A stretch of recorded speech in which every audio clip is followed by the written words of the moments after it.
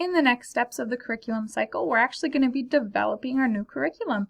So in the previous steps, we looked at what we taught and how we taught it, and what we want to teach and how we want to teach it.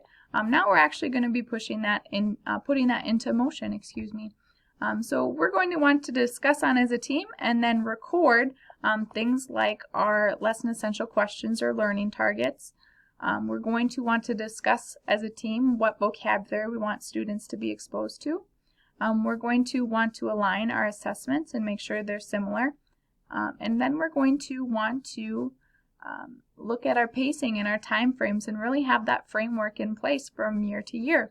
Now there should be, of course, wiggle room in there because we all know things happen as teachers and we need to reteach, and there are snow days, and so yes, for sure we want to allow that, but as the year's going on, we don't want to be making huge drastic changes to our curriculum because let's face it, that's how stuff gets squeezed out and we don't expose our students to all that we need them to be. So we really need to set up that pacing and sequence and time frame now ahead of time.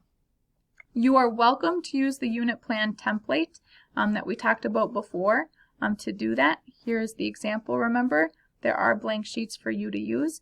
You do not have to do that. However, I do want us to all be recording what our learning targets and lesson essential questions are, what our vocabulary is. We should have somewhere what those common assessments are. And then we should have our scope and sequence or pace, time frame, framework, whatever you want to call that. That should be recorded somewhere. I would love to help you out in this step. Please let me know if you haven't reached out yet. Please at this step for sure let me know, and we will work together to get this one done. Thanks, guys.